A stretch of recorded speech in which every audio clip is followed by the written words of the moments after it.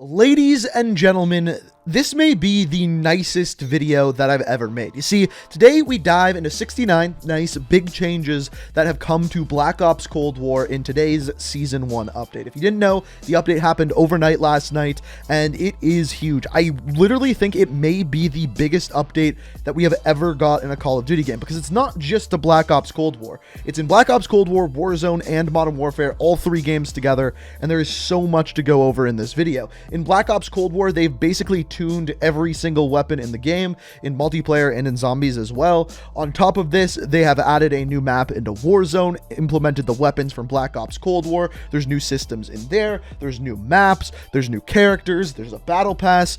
There is a lot to go over in this video. And real quickly before we do, I just wanted to say we are getting so close to 1 million subscribers. I think we're just under 16,000 away from 1 million.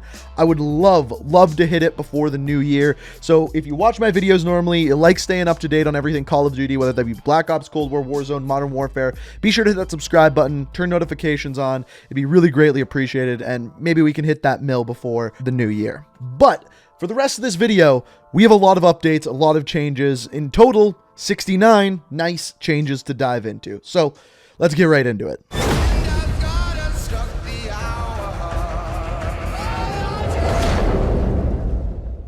So one of the first things you're going to notice when you hop on is that, first of all, the battle pass is here, and there is a lot of stuff in the battle pass, and on top of that, a ton of store items. So I made a video just dedicated to that came out earlier today. It'll be linked down in the description after the video. If you guys want to check it out, it'll be linked down there. Now, aside from that, you're also going to notice a playlist update. We have our quick play playlist. That's no different. Fireteam Dirty Bomb.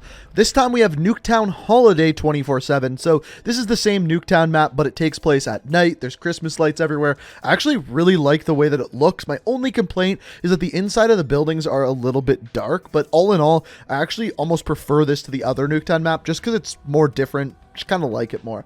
On top of this, there is a playlist called Raid the Mall, which is a combination of the other two new maps. First of all, you have Raid, which is essentially the exact same raid that we know and love from Black Ops 2. There really is no difference here, but quite a big upgrade in graphics, and I have to say it's probably the best looking raid that we have ever got. The second one is the Pines Mall, and this is a freaking weird map. There's no other way for me to describe this. It is really large, but it is all close quarters combat. All of the little shops and rooms inside the mall are very close quarters, yet at the same time, the map is really big. So it's just a very odd map. There's no other way for me to describe it. Now, on top of this, we also have Prop Hunt. So Prop Hunt is pretty self-explanatory. It is Prop Hunt. One team is posing as props, the other is trying to hunt them down. We've had it in many Black Ops games before. Nothing really different that you wouldn't expect there. After this, we have Gunfight. Now, in Gunfight, there are 4 different maps. So the first one that we have is ICBM. This is kind of like your nuke launch room. This is probably the smallest of the maps and the most simple. It's just basically shaped like a circle. After this, we have KGB. This is the KGB headquarters. This is kind of like a rectangular room. There's a couple stairs you can go up on one side. On the other side, there is a couple rooms. Honestly, pretty small map. Then we have U-Bahn, aka Subway. And as far as this one goes, in my opinion, this is the largest. There's the most little areas to hide in. I really didn't enjoy this map in 2v2. Maybe I'm wrong. You can let me know if you disagree. And then finally, we have Game Show. Game Show is by far my favorite. It is the brightest. It has really cool color scheme, and it just, all in all, looks really damn cool. Now, I will say Gunfight is really buggy. First of all, the icon that's supposed to show up is just a little white block whenever you spawn in. Sometimes you spawn in facing the wrong way. The rounds don't track properly. It shows the wrong team having the wrong score. It's pretty buggy. And that is kind of the playlist update as a whole. So moving into some other new things, we have the 2 new weapons. So the first off, we have the MAC-10. This is the weapon that you're seeing here. It's a super fast firing machine gun. It's really good up close, and it sucks at long range. That's basically what you need to know. But at close range, it absolutely shreds, and in Warzone as well, but we'll talk about that in a little bit. The second free weapon is the Groza. This one is a fully automatic assault rifle, has good damage, fast fire rate, and excellent handling speed, so good sprint out, good aim down sights time. Pretty self-explanatory. Now, yesterday when the update came out, there were also 3 other weapons that were in the game files as well with challenges. The 2 melee weapons were, first of all, the katana.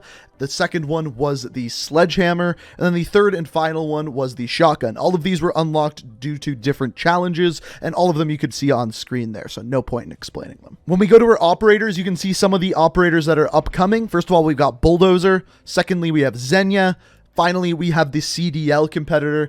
Of course, on top of this, we also have Stitch himself as well. This is the new one that is in the Battle Pass. We talked about that in the other video. We also have the other side of the CDL skin, which is basically exactly the same. After this, we have the new leveling system, which goes basically from level 1 to level 200, assuming you pass your military ranks. Those are your first 55 there. After this, you can see Season 1 here.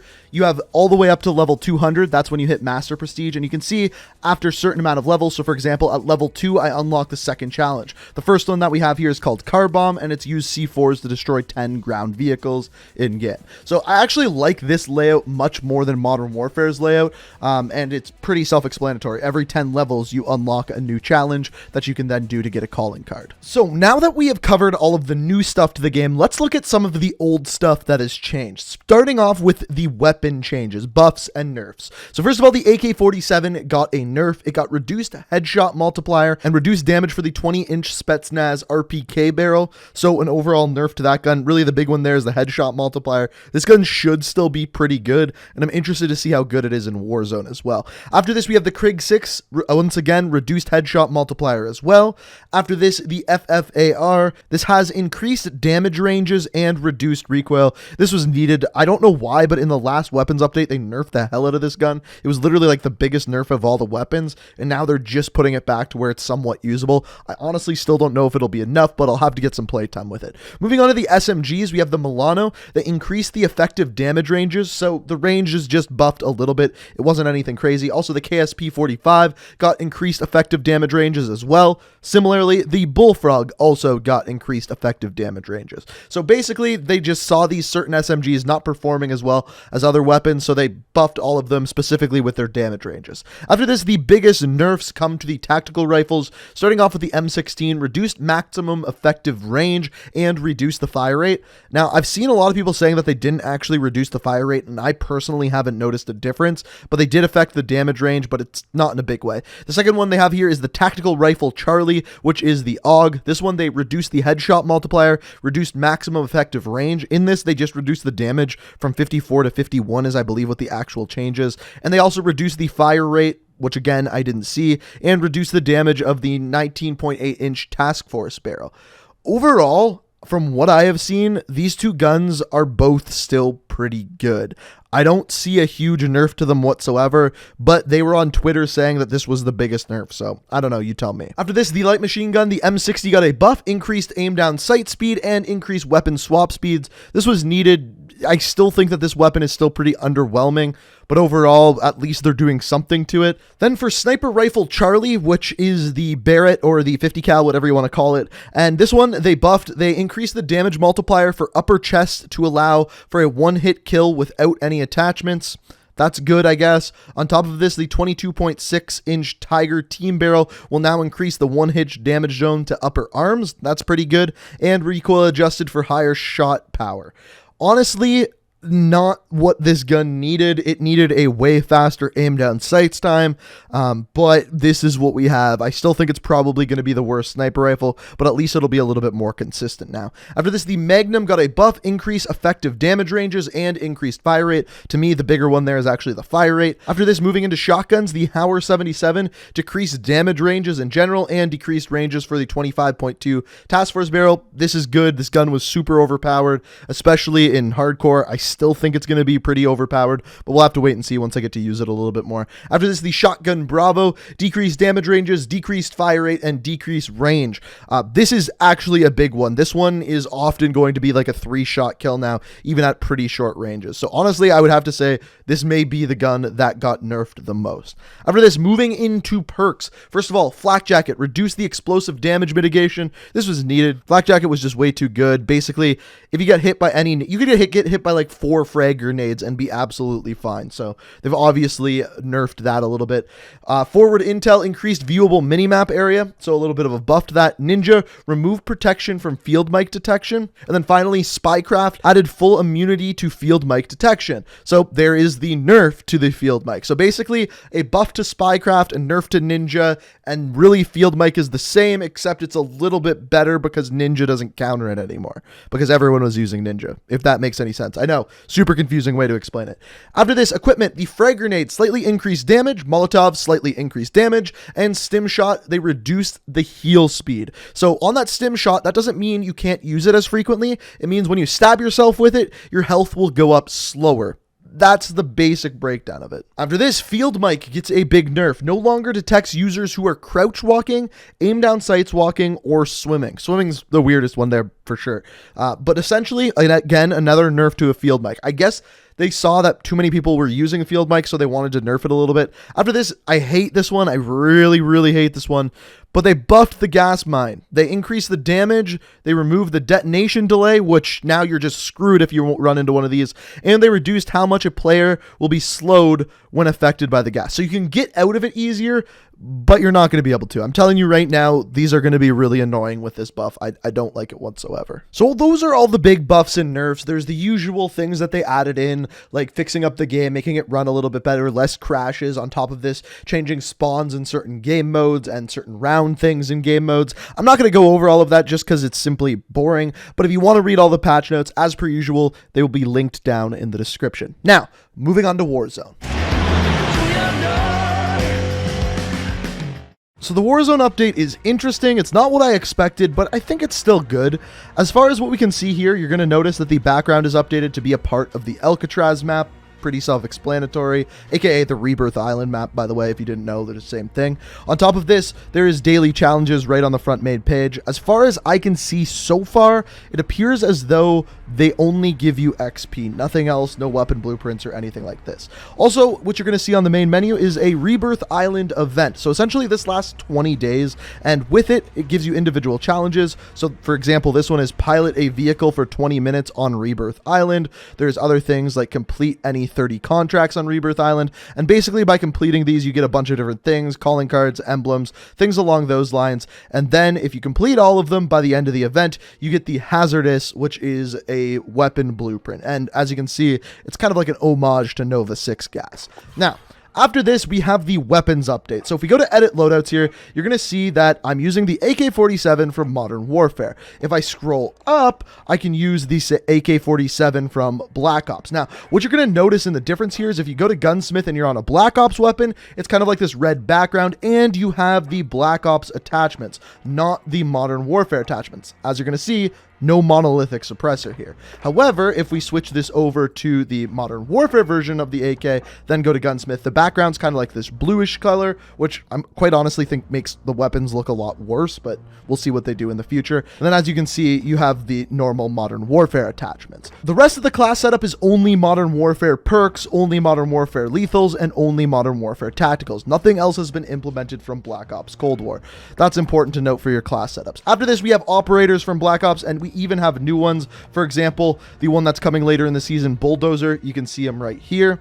After this, if you look at the challenges menu, there's a couple new things. First of all, there is mastery challenges. Obviously, these are new. On top of this, we have missions, which are only intel now. That is important because as of right now, we haven't had a new piece of intel for over a month. So this tells me that new intel will be added and the story of Warzone will be continued. The question is, when is that going to happen? Because like I said, it's been over a month. In our barracks, the progression is the new menu that we have here. The only thing that is here that is not in Cold War as of right now is the Prestige shop.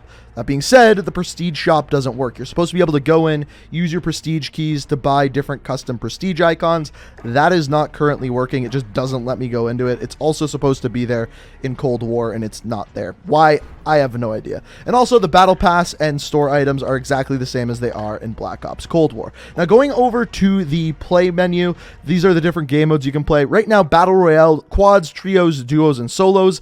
That is all on Verdansk. All of that is Verdansk. Similarly, Plunder Trios is just Verdansk. And then we have Resurgence Trios. This is the new map. This is Rebirth Island. As of right now, there is no BR playlist on Rebirth Island. We know it's coming because it has its own gulag. They put that in the blog post, but as of right now, it is not a thing. Now, as far as how this works, basically, as long as you have one teammate alive, your team can keep respawning until the very end of the game. There's a maximum of 45 players on the map, and you do get in quite a few gunfights, one because the map is smaller, and two because people keep respawning. I do still think the total number could be a little bit higher, but we'll have to wait to see. Also, we have to wait to see what the Battle Royale mode on this map looks like, because we know that that's coming. We know that the Gulag version is coming. On top of this, in Verdansk, the Gulag is updated there. There's no really other map locations other than one new thing at Airport, but we'll dive into that in a video tomorrow.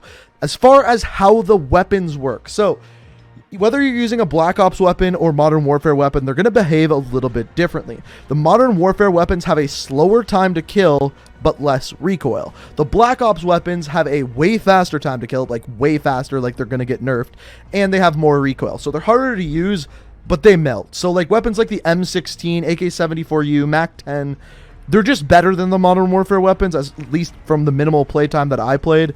And you're going to see a lot of people using them, and they're going to get nerfed. But as of right now, you're going to want to use them because they're ridiculous. But anyway, that's pretty much Warzone. Now, let's move into the Modern Warfare update. So moving on to Modern Warfare, the first thing you're going to see right away is the new synchronized progression. So your level in Modern Warfare is the same as your level in Black Ops Cold War, which is the same as your level in Warzone. Pretty simple. On top of that, by playing Modern Warfare, you level up the Black Ops Cold War Battle Pass. That's basically what you need to know. Now, on top of this, as you're going to see, the playlists have been updated this week. You have Blueprint Gunfight, Face Off, Realism Gun Game, and Search and Destroy Double Down, all modes that you have played before. Now, on top of this, the other thing you're going to notice is the store items have not changed. So, what this tells me is we might not be getting very many new bundles for Modern Warfare. Maybe none until the next Modern Warfare game comes out. Also, the Battle Pass is the Black Ops Cold War Battle Pass, but kind of different. Like, it doesn't quite look the same as it does in Black Ops Cold War. Maybe that's just me, but I don't know. I'm not 100% sure. Now, the other thing is 2 weapons have been updated / buffed. The Fennec got increased damage range, and the ISO also got increased damage range as well. That's basically all you need to know about the Modern Warfare update. Anything other than that, it would be just overkill. So, that is pretty much that. So that is the Season 1 update. The biggest update I think that we've ever got. It's across 3 different games. There's new stuff in pretty much all 3 games. Modern Warfare is a little bit lackluster, but that's kind of to be expected. I am really excited to see what comes next, though, with Intel in Warzone, what they do with the Rebirth map, how it kind of ties into Verdansk. As we get that information, I will keep you guys updated. But as always, if you enjoyed this video, very much appreciated if you do hit that like button. I literally had to stay up all night to do this, so hopefully you guys did enjoy. Also, let me know what you think of Season 1 down in the comments. And if you're new to the channel, want to stay up to date on all my videos, and want to help me on the road to 1 million subscribers, be sure to hit that subscribe button, turn notifications on. Thank you so much for watching, and until next time, peace out.